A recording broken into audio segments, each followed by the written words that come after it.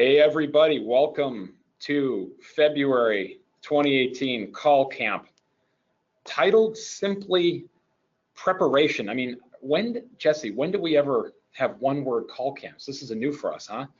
Maybe it'll be a new theme. Is from now on, everyone, you got to come up with a one-word theme for your call camp experience.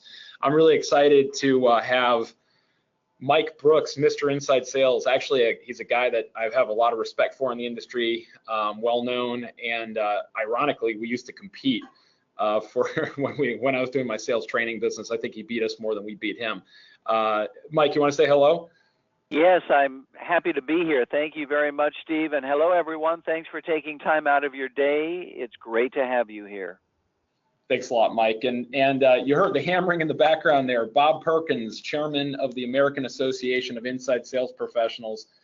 Bob, say hello. Hi, everyone, and good to see you, Steve. I like the addition to your face there on your chin. That makes you look distinguished. Very good, Bob. Speaking of Bob, so a couple things to make you aware of. First of all, Leadership Summit's coming up. The American Association of Inside Sales Professionals event. It is Woodstock for inside sales leaders. So if you're listening to this, if you're in sales leadership, management, you want to get into inside sales leadership, you're thinking about having an inside sales team where you have a field team now, whatever that might be, there is no better event on the planet. It is the preeminent, premier, only inside sales, only focused event out there. So I strongly recommend you get into that. If you use the discount code CALLCAMP, it's $200 off the registration as well. Bob, any words on Call Camp here, or excuse me, on Leadership Summit? Absolutely. You mentioned Woodstock, Steve. We're going to have a live guitarist that has written 2 sales songs and sales leadership songs perform live. So it is the Woodstock. But better than that, we're going to have Mike Brooks, Mr. Inside Sales, on the call today. He's going to be there and giving out some great information, and he can tell you about that later. I heard the song. It's actually pretty good. I mean, this woman did a really good job with that song, so I recommend that. And now Mike is, I'll give everyone the context for this today. Mike, as I mentioned, well-regarded, expert in inside sales. His whole thing is all around preparation and scripting. And Mike, I watched an old This Week in Sales episode that you did with my good friend, our mutual friend Kevin Gaither, and you talked all about, well, hey, in Hollywood, do people just wing it?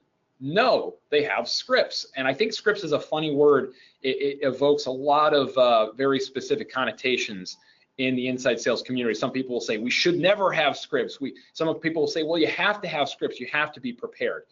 So I think that's a really good context for this, is this whole notion of preparation and scripts and what that looks like. And I read Mike's book. I'm actually looking at it right now. I got to tell you, if nothing else, you should absolutely buy this book for chapter 4. I forced all of my sales people to read chapter 4 here, where he talks about how you can't sell an unqualified lead. And it's just phenomenal. Most salespeople, as we know, will fill their pipelines with unqualified leads and unqualified contacts that really aren't opportunities at all. But instead, if you can have a very clear set of scripts, I'll use the word scripts, for how to handle different selling situations, then you can very quickly identify if that lead is in fact qualified and should go in your pipeline, or if it's not, and be candid about that. So Mike, with that as the context for today, I'm going to hand it off to you. Everyone, tweet us your questions and comments to Call Camp. We really like to get everyone involved here. So if you give us a question or a comment, chances are we're going to say it. We really like that interactivity. If you don't have Twitter, use the comments or questions area on the GoToWebinar panel. There's a little questions area that you can put in. Jesse's going to be monitoring those. And actually, Jesse, I already see the red question mark lighting up. So keep your eye on that. So Mike, let's talk a little bit more. Why don't you take it away here on the focus for this call? Yeah, I certainly will. Steve, thanks again for having me here. Bob, it's great to have you here as well. And again, a shout out to the Leadership Summit. Phenomenal place to be. And Bob and the AISP do a phenomenal job. I can't wait to be there in April. But let's talk a little bit about preparation. I want to step back about what you said about scripts. And yeah, you know what? They do have a bad connotation. But let me just say this to you. Even if you don't believe in using scripts, you're already using a script. And if you don't believe me, record yourself for a week and transcribe out everything you're saying. Guess what you're going to have? You're going to have a script. So the point is, everybody is already using a script. The big question is it a best practice approach? And that's what we're going to talk about today. And it all starts with that one word, preparation, because preparation is the key that separates the pros from everyone else. And I want to start with a line by a very successful college football coach. And I think Bear Bryant really sums it up, why our top producers in any field so successful. And listen to this quote. It's just great. He said, Bear Bryant said, it's not the will to win that matters. Everybody has that. It's the will to prepare to win that matters. And that's so true because, hey, we all want to do well in sales. We all want to make the bonuses. We all want to win the President's Club and the trip. Everybody has the will to do well and want to do well and win. But I got news for you. Only the really top producers are willing to pay the price. They're willing to put in the time to prepare to win that matters. And that's what makes the difference. Let's go to the next slide. Let me talk a little bit about what I mean.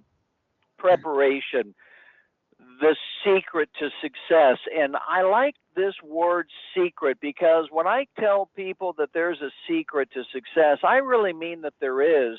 And here's what it is. Go ahead, Steve. This is the secret to success.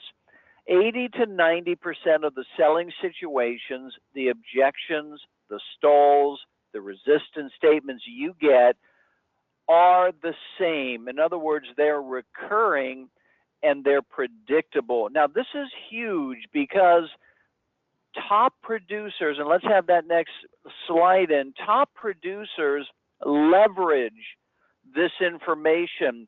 And we've already talked briefly about a best practice approach. Because you already know what's coming, you can prepare for it with a best practice approach. And that's what top selling professionals do. So this is going to come back to scripts. They literally script out a best practice approach instead of ad-libbing it. And again, this is what all top producers do. They prepare, and I just want to talk about this practice perfection. I was doing a training just yesterday down in Charleston, South Carolina, a group of salespeople, and I said, and I asked this to everybody I do a presentation to, I say, hey, how many people here believe that practice makes perfect? And everybody raises their hands. The VP of sales is raising his hand. The owner of the company is raising his hand. And I say, you know what? It's totally untrue. Practice doesn't make perfect. Practice only makes permanent. This is a key point. And this is the problem for many sales reps. Many sales reps are practicing incorrect selling techniques. They're ad-libbing. They're making it up as they've never taken the time to prepare for the recurring selling situations they get over and over again. So guess what? Every time they get an objection or a resistance statement, they handle it poorly over and over again. And that's why they're not as successful as top pros are. Mike, we have a question from the audience here, from Brian Hanford. He's asking, how important is it that everyone sticks to the exact script, and what level of deviation based on the individual's personality is acceptable? That's a great question, Brian. And you know what? I always tell someone, when I write you a script, or if you have a script, the first thing I want you to do is I want you to customize it to your personality. In other words, I want to make sure that you're comfortable with the words that are coming out of your mouth. I want to make it sound like you. However, in terms of deviation, you have to keep the best practice approach. In fact, we're going to have an example here coming up in the next slide, and I'm going to show you a script, and I'm going to show you the best practice in it, and then you'll be able to determine how much customization you can use. So here's an example. Guess what? One of the biggest objections that we get, regardless of the product or service we're selling, we get to the end of our presentation, we ask for the deal, hey, let's go ahead and get you started, and they say, Okay, well, I'm going to need to talk to my partner, the committee, my spouse, my manager. I'm going to have to talk to somebody. All right, so guess what? Here's what the top producers say, and then just compare this to how you answer this objection. The top producer is going to say, hey, I understand, and that's hey, that's perfectly okay. I like to run things by my spouse, as well, obviously. And let me just ask you this. If you talk to your wife and you ask her what she should do, if she says, honey, do whatever you think is best, then let me ask you, hey, given what we've gone over right now and how you understand this and the questions that I've answered for you, given your level of understanding, if your wife said, hey, honey, do whatever you think is best, what would you tend to do right now? Now, what I've just done is two things. Brian, I've just given you an example of how I put this into my own words, didn't I? I added some things and I made it my own. I customized it to a specific B2C sale. I got the wife and the honey and all of that. So it didn't sound like I was reading a script, and yet I stuck to a best practice approach. And the reason this is a best practice approach is because when somebody says to you, if they give you the objection or the stall, well, I'm going to need to talk to my partner. Guess what? Much of the time, that's not a real objection. That's just a stall. It's a smokescreen hiding something else, like I can get it cheaper over here, or I'm going to buy it from my buddy. So what you need to do when you get this objection, I need to talk to someone, you need to isolate the objection and make sure it's the only thing holding them back. Because if they say, well, I'm not sure what I would do, or I have to think about it, guess what? It means I need to talk to my boss, partner, spouse, committee. That's just a smokescreen. It's not the real objection. So if you had bought into that, if you had ad-libbed your way through this and not used a best practice approach, you're not going to get through the smokescreen, and you're not going to get this sale. You're not going to know what is really the objection. So this is what I mean by, hey, best practice approach, recurring selling situations. I can tell you what most of the objections are. You already know what they are. I need to think about it. I'm going to need to check on the price is too high. I'm not sure we have the budget. I'm going to have to talk to the boss. We know what the objections are. Hey, when you're prospecting and cold calling, you know what the objections are. Go ahead and email me something. We're not interested. We already have a vendor for this. And by the way, if you're thinking, gee, Mike, you're right, those are the objections I'm getting, what do you say to those? Buy my book. I've got all the answers already written out for you. And yeah. Brian, you can customize them as much as you like. Hey, Mike, let me go in on that because your book is loaded with a lot. I don't want to plug the book too much here, but it is loaded with a lot of just really good one-liners and different flavors of them. Brian, think of it this way. It's almost like, and Bob's a musician here, it's almost like a jazz musician that has certain notes they have to hit, and then they have the ability to ad-lib around those, improvise around those notes. So I think that's really the essence of what Mike's getting at here, and I think we're all on the same page. So everyone, tweet us at #callcamp. Also, if you don't have Twitter, you can answer this question on the pane. But let's ask you, because everyone, before we get to calls, and we are just about to get to calls, we got 3 good calls lined up here. What recurring selling situations are you having trouble with? It could be a recurring objection, could be a recurring stall, it could be a recurring question. It doesn't have to be an objection. It could be the same question. I mean, I'll give you an example, Mike. It's what I'm doing here is selling ExecVision, and in the Inside Sales Association with Bob Perkins, we frequently hear the topic of call recording laws from state to state. It's just it's a reality of the nature of selling, game tape for a sales team is you have to record the calls to go review the calls and do it in a legal and a compliant way. So because of that, I had to create a brief, a 2-page. I actually answer that question now with content rather than talking about it, because the 2-page brief does a much better job, and then they can share it with everybody else, which, by the way, everyone, if you want that, if you Google call recording laws and ExecVision, you'll find it, or just even call recording laws, because we have it optimized for keywords. So everyone, let's hear what questions or what comments are coming in here around what recurring selling situations. Jesse, we got anybody? Still waiting. Still waiting. Come on, everyone.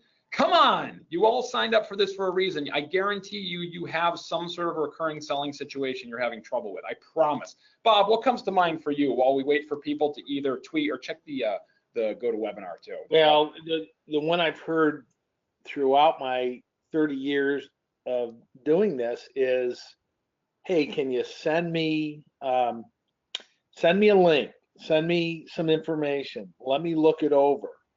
I think Mike brought that up. We hear that, we hear that all the time. That's one for sure. Yeah, Mike, how do you handle that one before we go any further? Yeah, that is a very common one. It used to be before email was so prevalent. It used to be, can you send me a brochure? Can you send me your information? And now it's, can you email me something? And there are two responses to, hey, can you just send me a link? Can you email me your information? Go ahead and email me something. Here are the two responses I like to use. Number one, you can either say, you know what, I'd be happy to email you something. What's your email address? Great. All right, I've just sent that to you. Let me know when that gets there. In the meantime, let me ask you this. So, hey, send it to them right there on the phone. Why not? What you want to do is qualify this person. You need to get other information. So, hey, you know what? Thanks for that. I've just gone ahead and sent that to you. Let me know when that gets there. In the meantime, let me ask you this. Are you the person who would be ordering this if you liked, or get right back into your qualifying? So that's number one.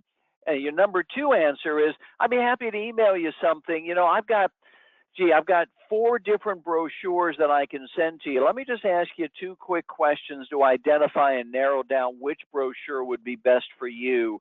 Now, how are you handling X? And then go right back into your qualifying questions. So what we do is we just sidestep it. The point is we want to get further into qualifying. We want to find out if this person is going to allow us to have a conversation. If they're not, if they're just going to shut us down, then the chance of trying to call them back after we send them something, that's not going to work out very well. And otherwise, if they are somewhat serious, then they're going to go ahead and answer a qualifying question or two, and we're going to learn more. Hey, Mike, one thing we have tested, and I can come back and say empirically with data, we know this, is getting the prospect to look at the website in the moment is 100% of best practice. We've seen conversion rates on those be 35, 40% higher than if you don't. So especially once you have someone who's interested enough to care, like you said, we would call them beginning to be qualified, that you could say, hey, are you in front of a screen? So even faster than the email approach, are you in front of a screen? Go to this website and I'll guide you through what to look at. And then they see something, especially for visual learners, it's a very powerful method to get folks, especially in an unscheduled, unexpected way, to be engaged. Go ahead.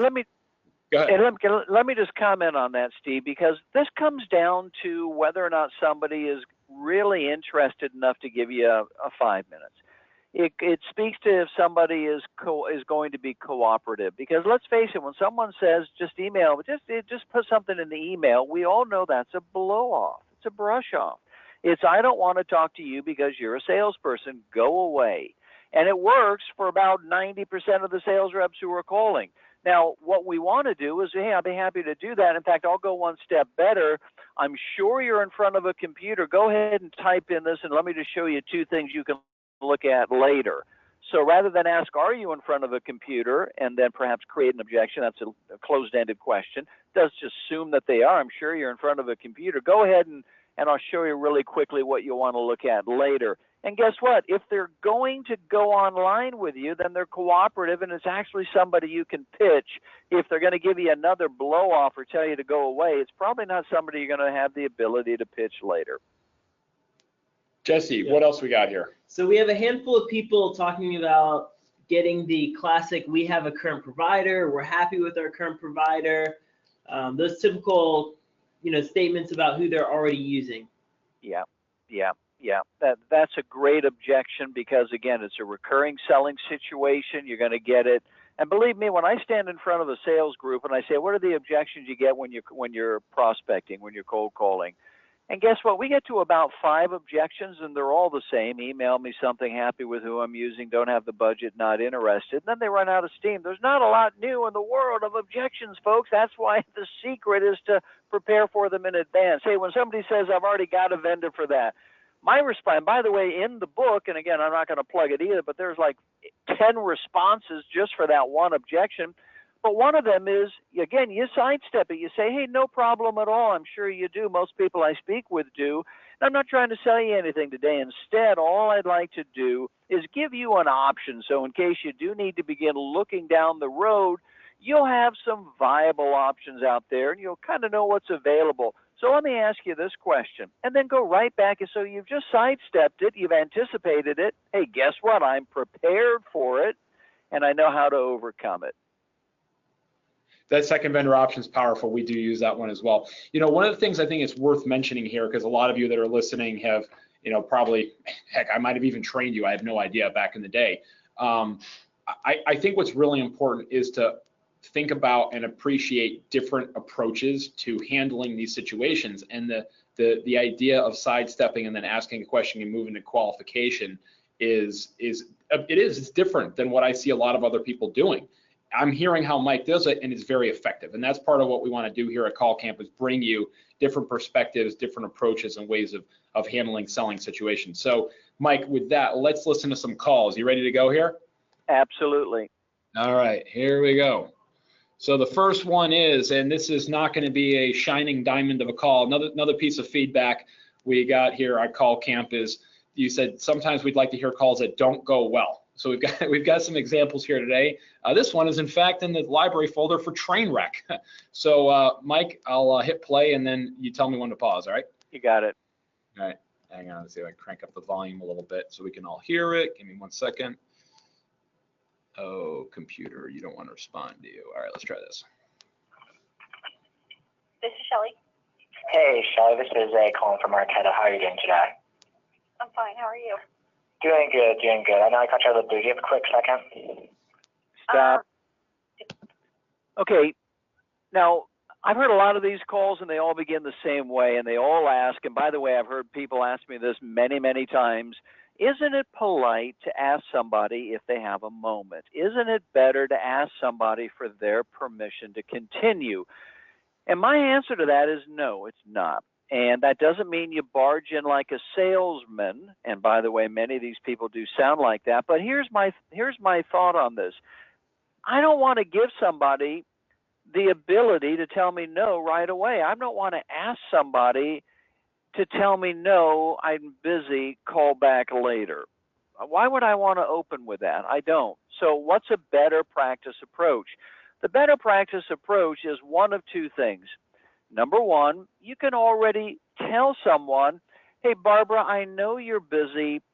I respect your time, so I'm going to be brief. The reason I'm calling is XYZ. Let me ask you this.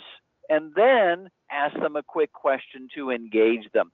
So you're acknowledging that they're busy. You're acknowledging that they weren't expecting your call. You're acknowledging that you're going to be brief. But again, I'm going to go in and then I'm going to engage them. And if they're busy and it's not a good time, they'll tell me, but I'm not going to volunteer for have them tell me no. The second thing, I had a salesman call me once many years ago, and he said, hey, Mike, you and I haven't spoken yet, but let me tell you why I'm calling briefly. And I thought that was a nice approach as well. He stated the obvious. Hey, you know what? You and I have not connected yet. Let me tell you briefly why I'm calling. And that at least broke the ice a little bit. So again, I would not ask if this is a good time. Instead, I would just assume it is, acknowledge that I'm calling them out of the blue, give them a quick value statement, and then quickly engage them by asking a question. Let's keep going. Yeah, and you know what? So just a quick comment on that. Yeah. We call it implied permission to continue. Yep. Implied, and I was going to pull you in on this one, but I'm going to hold off here because I know Bob's got a lot of viewpoints on that too. But let's keep going. And then next one, Bob, I want to hear some of your thoughts too. Depends on what it's for. Yeah. You know, you have a direct. Stop.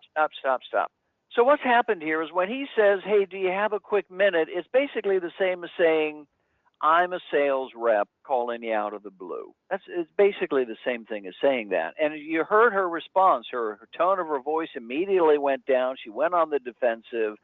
Now she wants to know, what do you want, basically. So again, I don't use this approach. Yeah, I'm going to rewind it here, Mike, and play it through that, and then we'll keep going. Okay. Yep. Depends on what it's for. Yeah, so I saw that, you're the director of marketing for Vin Solutions. So I was just wondering if digital marketing, you like oversaw that. And so specifically, yeah. Stop. All right. So, I mean, where do I start here? I see that you're the director of marketing, and I just wanted to see if you oversee that, and I'm going to just keep pitching you, and I'm just going to talk past the question I just asked you, and I'm just ad-libbing this whole call. Where do I start? Hey, the bottom line is I don't mind qualifying. Hey, I understand you're the digital marketing manager. Let me ask you quickly, do you oversee XYZ? And then stop. Let her respond. Because if we just continue talking as this rep does, we're not giving her a chance to engage. We're now acting like a salesperson where we're just talking over her. She's going to get more annoyed. We're not going to get very far. In your industry, and we kind of wanted to gauge, I guess, what your digital strategy was. Stop. I didn't even comment on this, but I just want to kind of, again, just sort of see. And when we don't follow a script, we don't sound professional. And this rep is not sounding professional. You can tell clearly that he's ad-libbing. He's using jargon. And I just kind of want to see. Excuse me, I might be a busy executive. I might have a company that I'm running here, and I have to deal with you. Again, by scripting things out, just like any great actor, we can deliver perfect lines, best practice approaches confidently. We can deliver them with value. We can sound like somebody's going to want to pay attention to what we're saying, because we're not like, hey, sort of like calling my best friend, like kind of, you know what I mean? Keep going. Or in the digital marketing automation process. Yeah, I can tell you that I handle all of that internally, and at this point, I don't have time to have this conversation. I'm just getting back from vacation. I'm trying to dig out emails. It's a little faint, but what you're hearing here is classic objection. I've got the volume cranked all the way, but it just happened to be a little bit of a faint recording. The woman saying, yeah, I'm just back from vacation. I'm just digging out. Mike, any comments here? Yeah, well, first of all, one of the things this rep also didn't do in the very beginning is he built zero rapport. And that's something that I concentrate on a lot. These are just people, everybody listen, these are just people that you're calling, just like me and you. Make a human connection with them. He'll say something at the end about, oh, yeah, I know you just got back from vacation. But when she says to me, oh, I just got back from vacation, I'm digging out of things, I would say something along the lines of, wow, gee, I know exactly what that's like. Heck, when I come back from vacation, sometimes I've got hundreds of emails. You're probably fighting through that right now yourself. Tell you what, let's do. I understand you're busy right now coming back. Let me ask you just a couple of quick questions to make sure that this would be of value for you, and then we can schedule a time to speak further. Is that fair? It's the permission, the invitation of asking a few quick questions that's very powerful, and I keep hearing that recurrence of you going back to that again and again. Bob, any comments here on either the call so far or Mike Brooks and some of the approaches he's talking about here? Well, look, I'm in agreement with Mike on every point he made. There is something that I think Jose could have done here around this, acknowledging that she, I think, had something to do with digital marketing. I think it's okay to state it very early in the call. Hi, it's Jose. I'm sure you're busy. I'll be brief.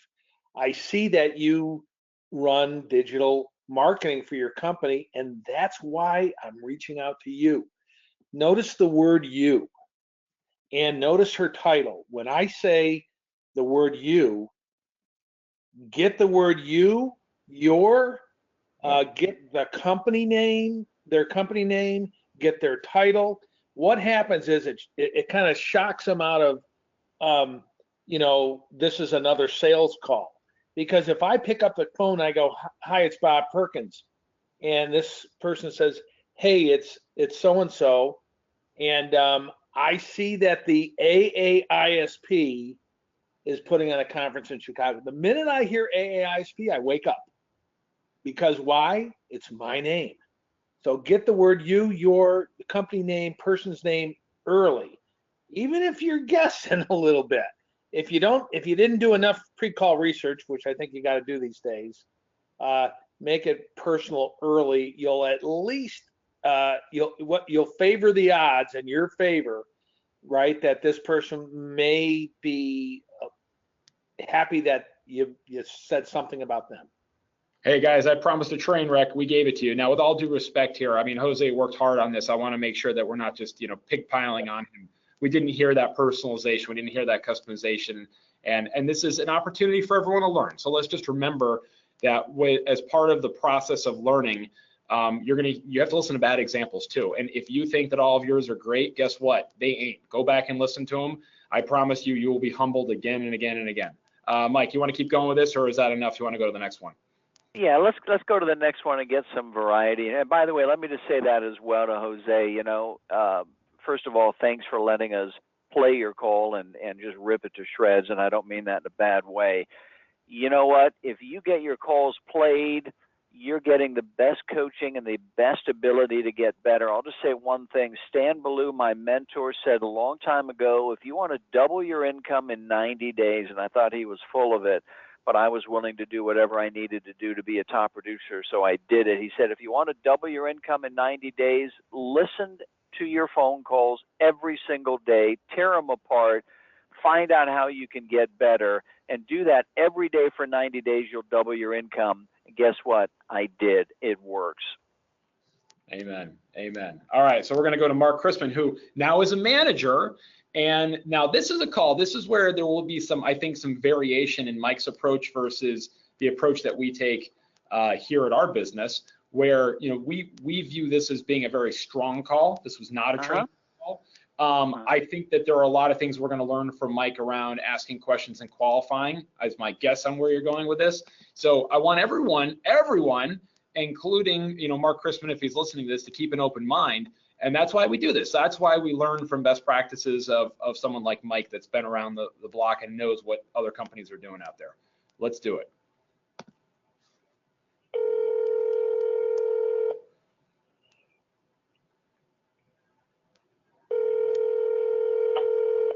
Hello, Mike Keeney. Hi, Mike. This is Mark with Instantly. How are you this afternoon? Pretty good, Mark. What's cooking? Good. Hey, not too much here, Mike. Well, first, I know I'm catching you out of the blue here. Do you have a quick second, or are you right in the middle of something right now? All right, let's stop. Let's stop. All right, same point again. I just don't like this approach. I think the better approach is to say, hey, I'm sure you're busy. I'll be brief. The reason I'm calling is XYZ. Let me ask you this, and then give them a chance to respond right away. And then they'll just be telling you if they're walking into a meeting or if they don't have time. So I'd rather give them the ability to do that after my opening. But I just want to say, just listen to, first of all, listen to Mark. I don't know, but he sounds more personable. He sounds more laid back. He sounds more confident. And he doesn't sound like a salesman. And it's just, when he asks how this guy is doing, he was willing to listen and respond to it. So it's already, we have a different tone. I think we've got a warmer, not so panicked salesperson. And by the way, folks, this is his real voice. This is not like a mass voice for me. He's an incredibly deep voice if you ever have a chance to meet Mark Chrisman. By the way, Bob, he will also be at the Leadership Summit. There you go. Great. We'll get him making some calls on the main stage.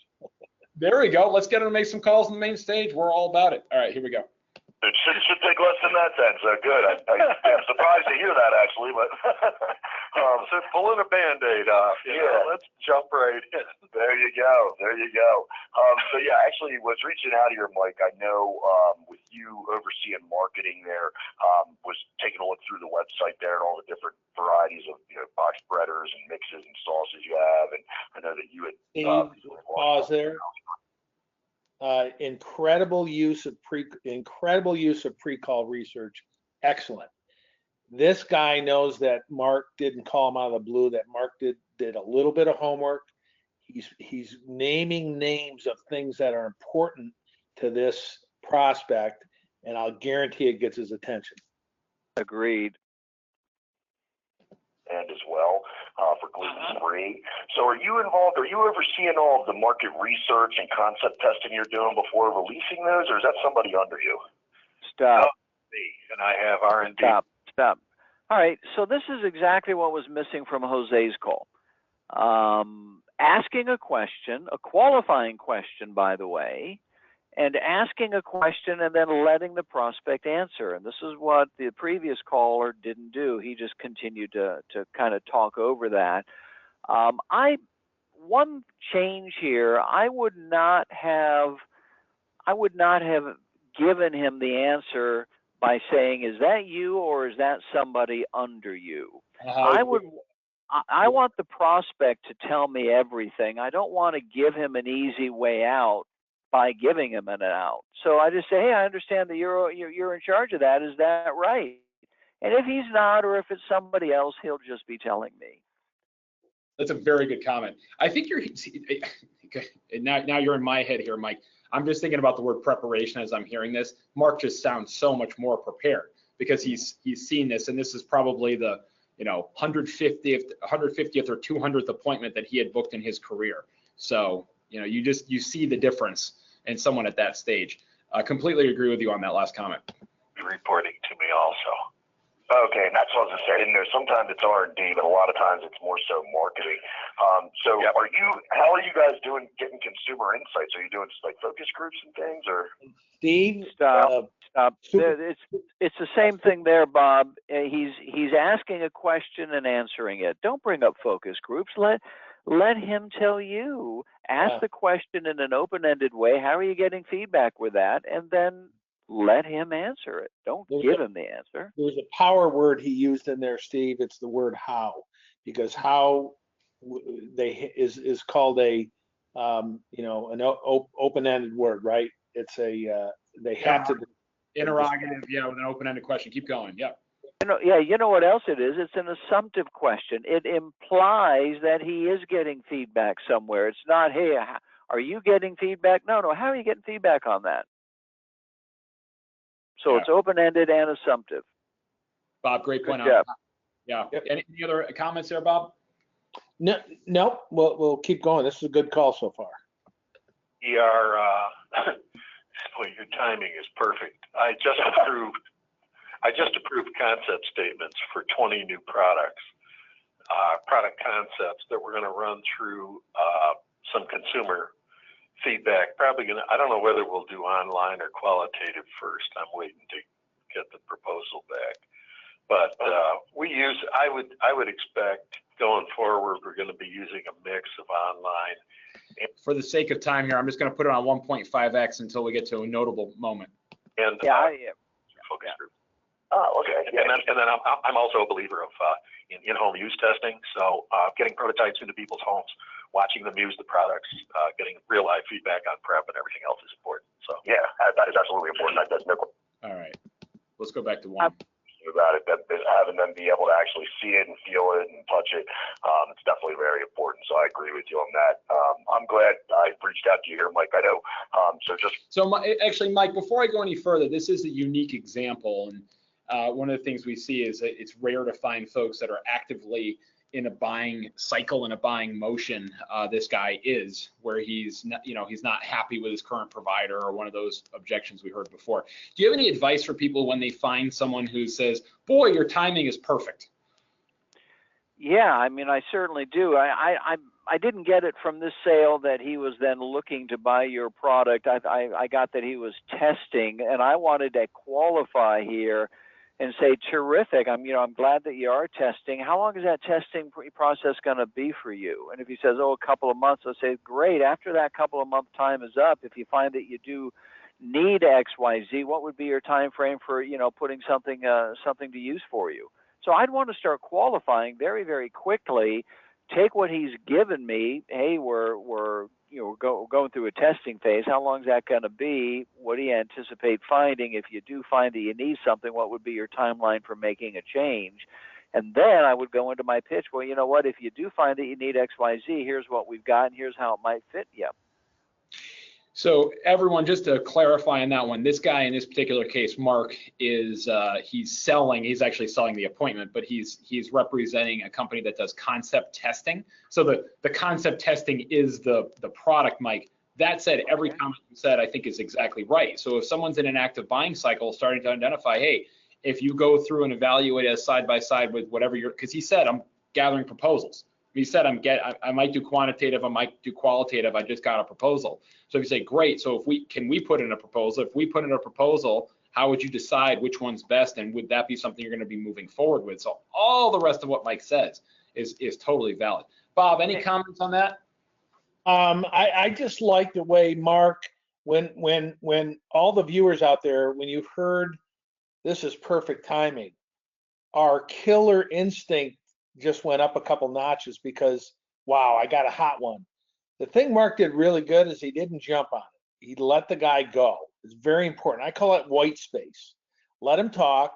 Do not comment on what the person's talking about. Wait, 2 seconds after they're done commenting, count 1 1,000, 2 1,000, because chances are the prospect would have offered up even more and more information. But he did that well, I think. Yeah, and I like that 1,000, 2,000. It's hard for sales reps to do that, and I want to give you 2 tips. Number 1, hit your mute button. Most sales reps don't even know where the mute button is, and if they use it, they just use it to put somebody on hold. My question is, when was the last time you hit your mute button when your prospect was talking and you hit mute so you could learn more? That is a top 1% closer technique. You need to start using that.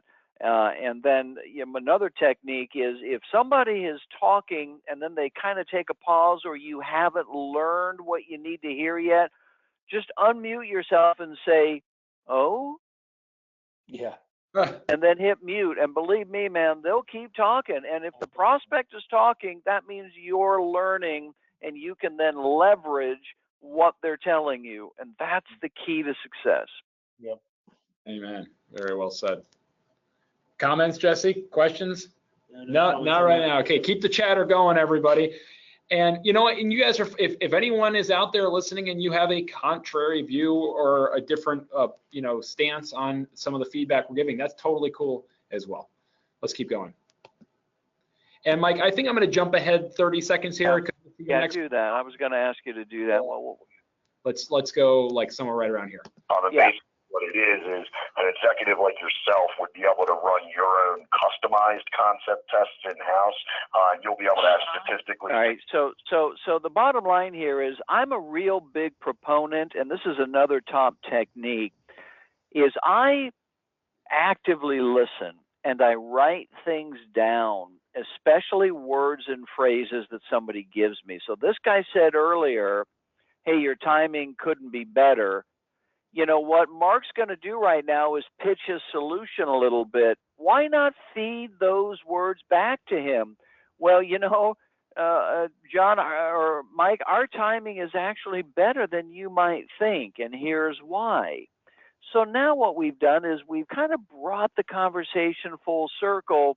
He's going to feel warm and fuzzy when he hears his own words coming back at him, and it's going to make more of a connection. It's, again, a great technique. Use a pen and a piece of paper to write down words and phrases that people are telling you. Powerful. You're not familiar with instantly, are you?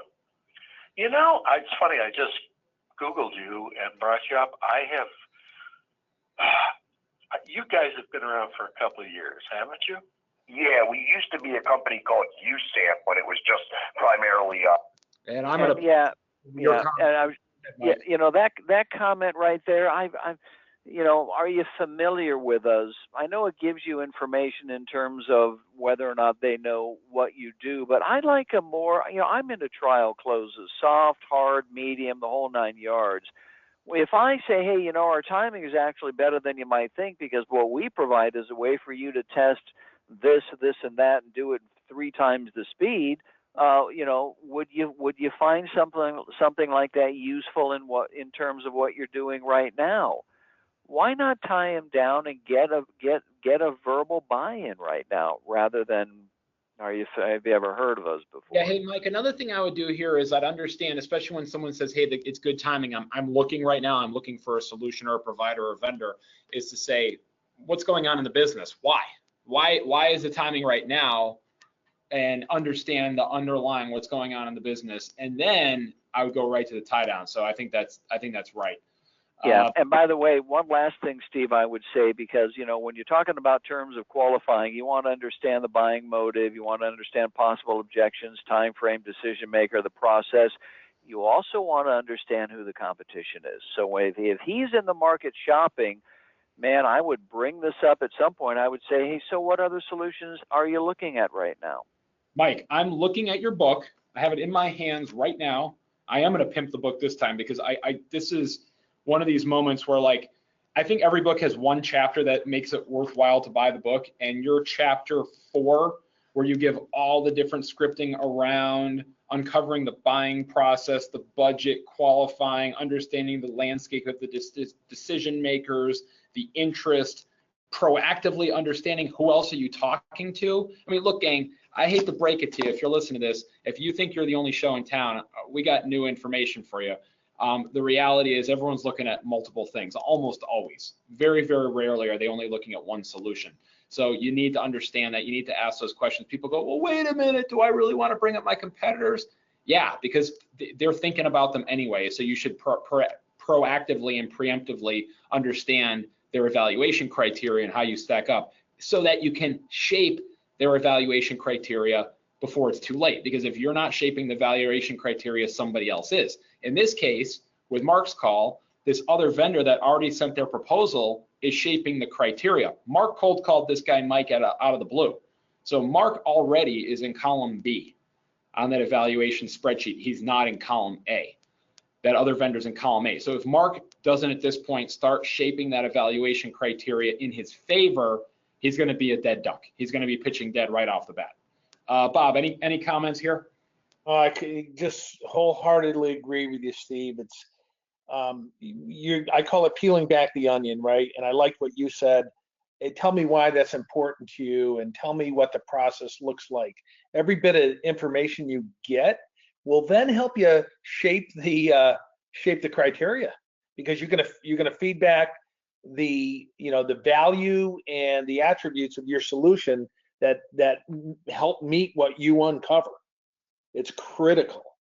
It's the most important part of selling, right? And to that, let's jump ahead to this, and then we'll jump to the last call. But let's jump ahead to this good rapport. Everything's kind of going well. How does Mark kind of shut it down here? 9 in the morning on. Why don't you find me a time that works and send me an invitation? Yeah, I'll send that over and go ahead. And we'll pick it up from there. And I'm going to invite I'm going to share it with, I'm going to get my marketing manager that works with me to sit in, because it'd be good for him to hear this as well, because I've burdened him mostly with the new product development process. Oh, yeah. Good. Yeah. So let me just, Mike, before you jump in, let me just explain what's happening here. Salespeople in general are horrible about asking for concrete next steps and getting the next scheduled call. So one thing our people are very, very good at is that. In this case, this person also volunteers, I'm going to bring in my marketing manager. So now, Mike, go ahead and comment. Yeah, and this is really an important point here too, because again, if you like chapter 4, there's a set of criteria that you need to know on every call. And Steve, you mentioned it in the beginning. You can't close an unqualified call. And if there's one thing that sales teams are still doing, ask any sales leader or manager, they'll tell you they're putting unqualified leads into the pipeline. This is why the average close rate's about 2 out of 10. Well, that means that 8 people are not buying. Why aren't they buying? It's because people are not qualifying. So this guy just brings up somebody important.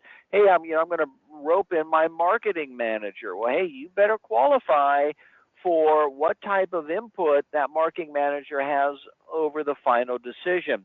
Hey, just out of curiosity, Mike, how does your marketing manager get involved in the decision process or making a decision on this? Or how would your marketing manager get involved in helping to evaluate and recommend this? Oh yeah, it's up to him. He's the one that really goes through things.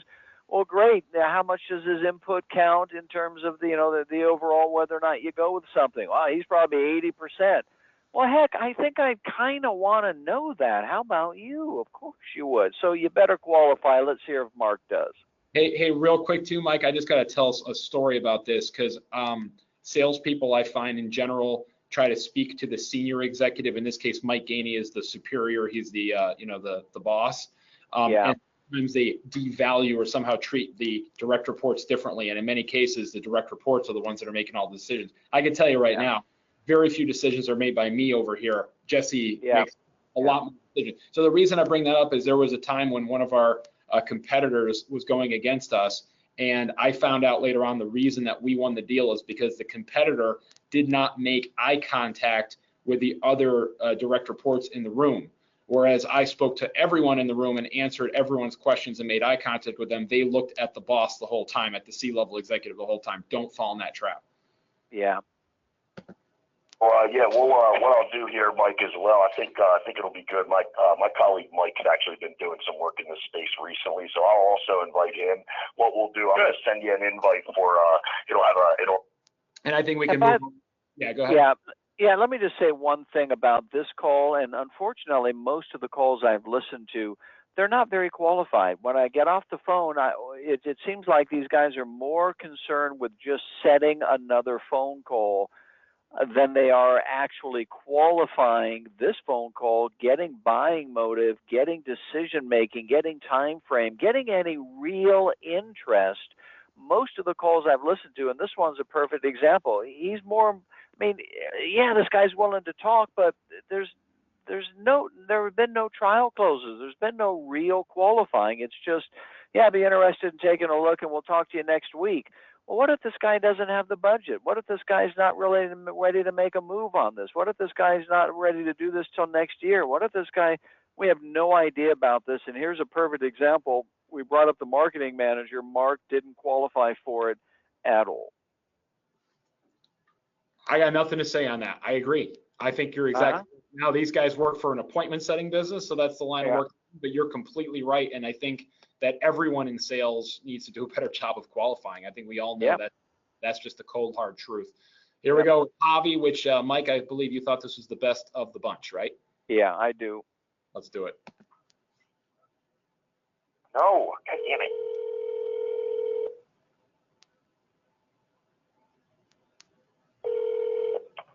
Verisk Insurance Solutions.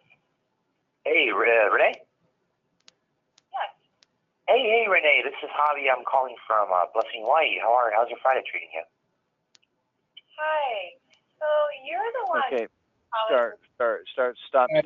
You're going to hear this. The woman says, it's kind of faint. She says, you're the one who keeps calling me. Okay. Yeah. Well, there's two things. One thing that I don't like about this call is when somebody answers the phone, you immediately just kind of address their name. Oh, hey, Renee? It's like, well, wait a minute. You're not calling your buddy. It's kind of a trick. You catch them off guard. They know enough that salespeople try this all the time. They're put in an awkward position, and then you have to come back in and say, hey, it's me calling with a company. I never like that. What's a better practice approach? Hi, is Renee available, please? Interesting. Now you're polite. Now you're professional. If you, this is Renee. Oh, terrific. Hi, Renee. This is Mike Brooks calling with so-and-so. How's your Friday going? Or, hey, how are you? How's your afternoon going? Good. Keep going. And then, this might be my first time I've called you. It might be some other people. Stop. Let's back this up because you're right. See, here's the thing. Play that back again. I want to hear what she said. Yep. Blessing White, how's your Friday treating you? Hi. So you're the one who's been calling me 40 times a day. Stop. All right, so this, I've heard this on these calls before. Apparently many different people are calling these people and then they're not leaving a message. That's not a terrible thing to do, but this is a recurring selling situation. You're going to get this reaction on a consistent basis because of how you're doing this. So guess what? You better prepare. And what's the preparation for that? Because some of these people are going to be pissed off. You know, hey, you hung up 15 times, and what the heck do you want? The heck? And what you say is this. So she says, so you're the guy who's calling 40 times and not leaving a message. You say, you know what? I want to apologize for that, but let me tell you why I did that. I didn't want to leave you 40 voicemails. I think that's pretty obnoxious. So what I was hoping to do was to catch you, and I'm glad that I did. Let me tell you briefly why I'm calling. So there's preparation. That's good. I'm going to jump ahead a little bit. We're only going to be able to listen to the beginning of this, so we're going to have to go to. Yeah. Here we go. Now that I caught you, did you have a quick second? Same thing. I don't like that technique. Keep going. Off of your list. Oh, but it's not a list. I saw you shared an article about. Okay, now this is the key moment of the call. She said, "Take me off your list," and Right. Javi says, "It's not a list. I actually saw an article." Bob, here's your preparation and your Love it. Yep, your personalization. Just listen. I want you to hear that one more time, and we'll play it a little bit through here. Hang on. I really don't. I'd sure appreciate it if you would take me off of your list. Oh, but it's not a list. I saw you shared an article about Florida. I'm actually from Florida. So to my fellow Floridians from NYC, that just kind of resonated with me. But so you didn't have a quick second then, I'm guessing? Stop. I'm from Tampa. She said, "Where are you from?" Yeah, I know, but see, here's the thing. I would never say, so you don't have a quick second or something. I mean, why would you want to say that? You know, I just wanted to ask you something briefly. Why not go with something like that? And I agree with Bob. You're right. He's done preparation, but here's the prep even before that. Not only are people going to say, hey, you've called 30, 40 times and not left a message, take me off your list, but that's the other thing. One of the things is going to be take me off your list. So you had better have a comeback, a scripted approach to overcome that recurring bit of resistance that you're going to get with this calling approach, and that's exactly what Javi had, and that's why he was able to get through it. Again, I would have scripted it out a little better, but perhaps after this call he will. So preparation, everyone, what we learn, importance of preparing for each call, obviously. And I think the lasting thing for me with Mike, I think there's two takeaways for me. Number one, it's preparing for the different situations. Like he just said, if you're going to call him, a whole bunch of times, you got to be prepared for being called out. If you're going to use area-based dialing and they say, oh, are you local? And you say, no, you got to be prepared for being called out. You got to be prepared for every different scenario you come up with.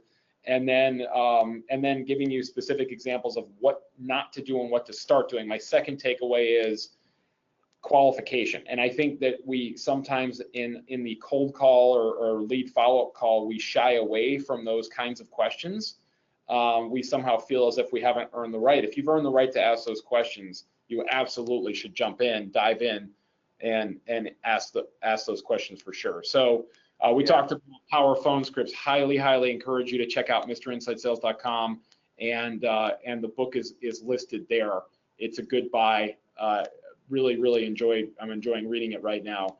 And then the Leadership Summit mentioned before, use discount code CALLCAMP for $200 off. So with that, let's go back here, and actually we'll ask the any questions or comments coming in that we should cover real quick before we wrap. Let's see, we've got a few people giving thanks, saying it was a great presentation. One question came up from Elizabeth asking if they should leave voicemails or not. Mike, should people leave voicemails?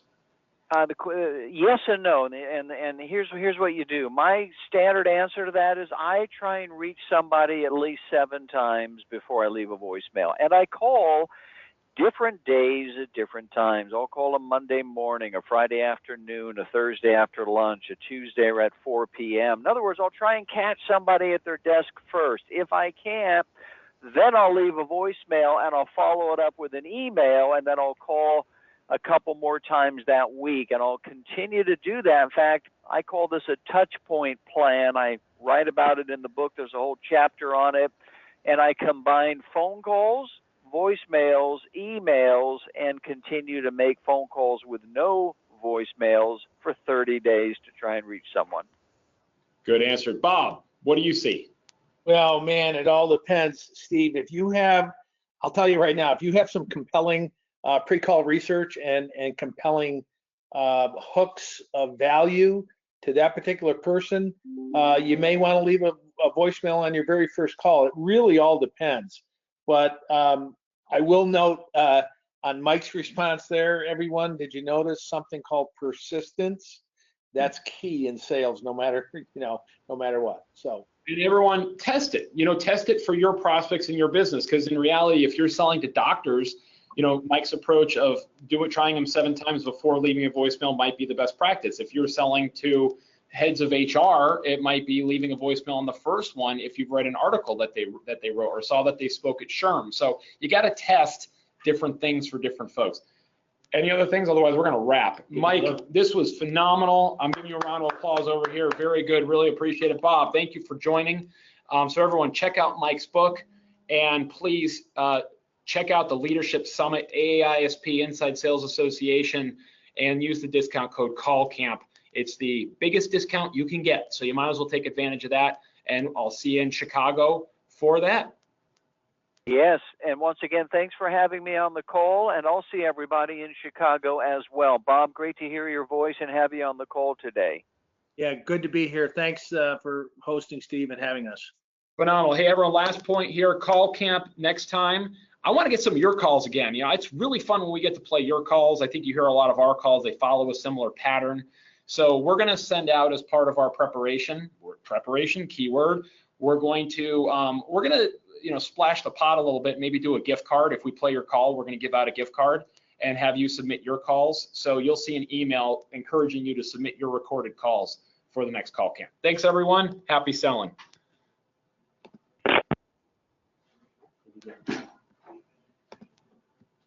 Awesome. Sorry, Sam.